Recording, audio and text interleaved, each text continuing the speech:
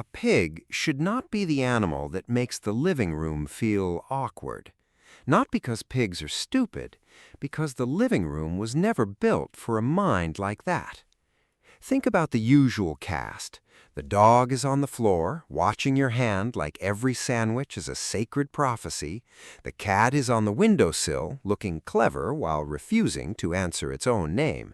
And the pig is somewhere else, behind a fence, in a barn, in the part of human life where we stop saying personality and start saying livestock. That feels normal. That is the strange part. Because pigs are not simple animals wearing funny noses. They can learn spaces, remember routes, solve problems, and use information flexibly. In one mirror experiment, pigs were given time to explore a mirror. Later, when food was hidden behind a barrier, most of the mirror-experienced pigs used the reflection to find the real ball instead of searching behind the mirror. That is not the same as a pig looking into the glass and thinking, "Ah, yes, my authentic self." The classic mirror self-recognition test is trickier than that, and pigs have not clearly passed the mark test in the way some other animals have been reported to. But even the safer claim is still impressive. The pig used a flat image to understand hidden space. That is a map-building mind. And pigs have done other inconvenient things for our assumptions. In joystick studies, pigs learn to move a cursor on a screen toward targets with their snouts. This is funny because a pig's face is not exactly a gaming accessory. The task asked them to connect an action from their body to a movement on a screen, then use that connection to earn a reward. They were not perfect. They were pigs using a joystick, but they learned enough to make the old barnyard stereotype look lazy. So why is the capable pig outside while the dog and cat get the sofa? The answer is not that dogs and cats are dumb. It's that intelligence is not one staircase. A dog is brilliant at a very specific human problem, reading us.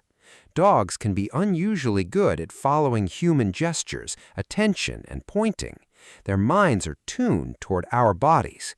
Your hand moves, and the dog cares. Your eyes shift, and the dog cares. You open the fridge, and the dog becomes a philosopher of possibility. That kind of intelligence feels personal. It feels like loyalty, understanding. Some of it may be those things, but scientifically, the safer version is simpler. Dogs are very good at using human social information, and that made them extraordinary companions. Cats solved a different problem. They did not need to become furry interns. Early farming settlements created stored grain. Grain attracted rodents. Rodents attracted wild cats. The cats that could tolerate human places found hunting opportunities, and humans found a pest control animal that did not require much negotiation. The cat's genius was not obedience. It was proximity without surrender. That's why cats can seem clever in a different tea. They share the room, but they don't fully join the committee. Pigs had a more tragic talent. They were useful to humans in a way that didn't invite them closer emotionally. They could live around settlements, they could eat a wide range of foods, they could become meat and fat. For ancient people trying to survive, that mattered more than whether the animal could understand a mirror. Domestication did not run an intelligence contest, it ran a usefulness contest, and pigs were useful in the wrong category. A dog's mind made it a partner, a cat's mind made it a tolerated neighbor, a pig's mind made it productive, manageable, and easy to underestimate. That's why calling pigs smarter than dogs or cats can mislead us. On some cognitive tasks, pigs look shockingly capable. On human communication tasks, dogs often shine. In hunting, timing, and independence, cats are built for their own world.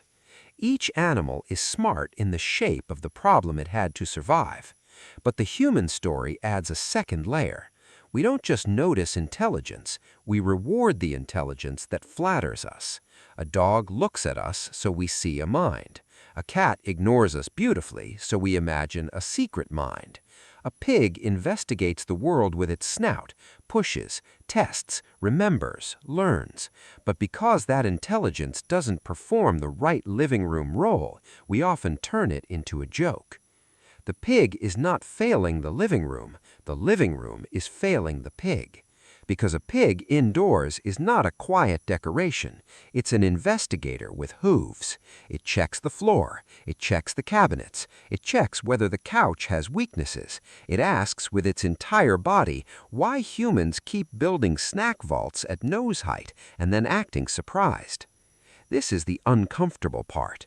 The animals closest to us are not always the animals with the most flexible minds. They are the animals whose minds fit the roles we wanted filled: companion, pest controller, food source. So maybe the question is not why we kept the less intelligent animals in the living room. Maybe the question is why we only recognize intelligence when it behaves politely near the sofa. Behind the fence, the pig is still doing what pigs do: smelling, testing, remembering, mapping the hidden shape of the world. Not stupid, just placed in the wrong category.